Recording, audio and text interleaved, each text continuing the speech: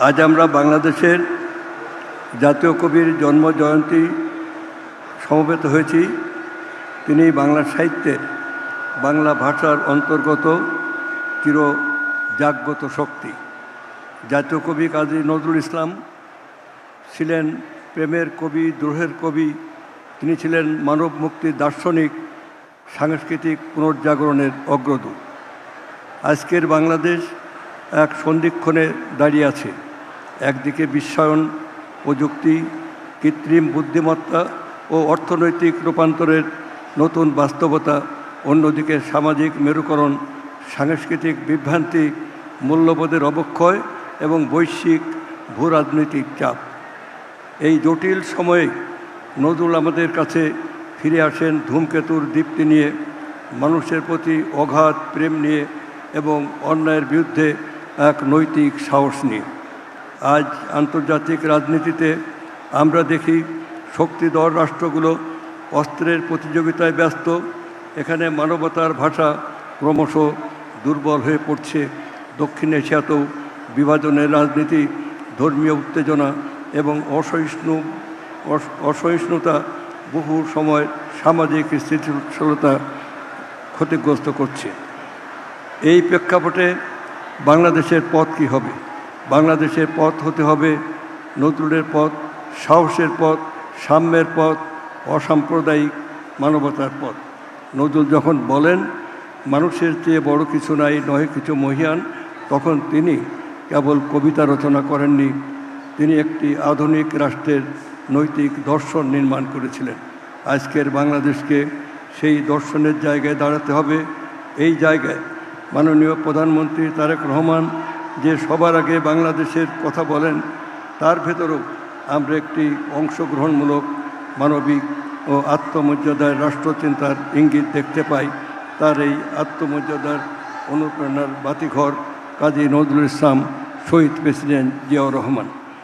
আমি আজ বিশেষভাবে বলতে চাই, বাংলাদেশের ভবিষ্যৎ কেবল অর্থনৈতিক প্রবৃদ্ধির দিয়ে নির্ধারণ হবে না।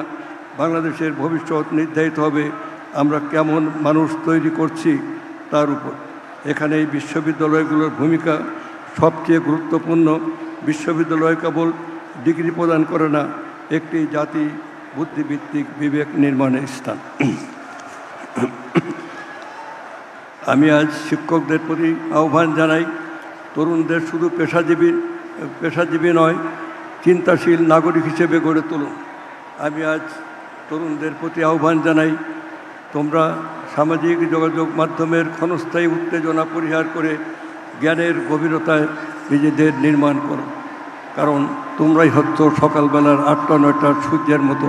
সমস্ত দিন তোমাদেরই, এবং অবশেষে তোমরাই এদেশের ভবিষ্যৎ। নজরুল ভবিষ্যতের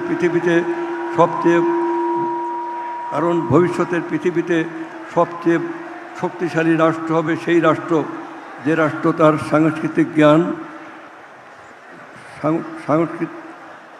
সাংস্কৃতিক জ্ঞান ও মানবিক মূল্যবোধকে একসঙ্গে ধারণ করতে পারে। নজরুল আমাদের শিখিয়েছেন, দ্রোহ মানে ধ্বংস নয়, দ্রোহ মানে অন্যায়ের বিরুদ্ধে নৈতিক সাহস। আজ বাংলাদেশের প্রয়োজন সেই নৈতিক সাহস। আমাদের প্রয়োজন এমন এক রাজনৈতিক সংস্কৃতি যেখানে মতভেদ থাকবে কিন্তু ঘৃণা থাকবে না, যেখানে ধর্ম থাকবে কিন্তু ধর্মান্ধতা থাকবে না, যেখানে জাতীয়বাদ থাকবে কিন্তু মানবতা বিরোধী সংকীর্ণতা থাকবে না।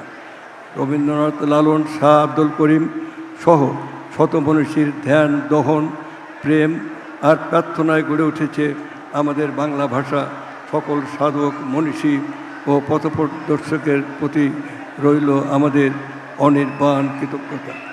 আমরা এমন এক বাংলাদেশ গড়তে চাই যেখানে সংস্কৃতি হবে রাষ্ট্রের আত্মা, গণতন্ত্র হবে জনগণের আস্থা এবং মানবতা হবে রাজনীতির কেন্দ্রবিন্দু। এই হোক জাতীয় কবি কাজী নজরুল ইসলামের জন্মজয়ন্তীতে আমাদের অঙ্গীকার। সবাইকে ধন্যবাদ।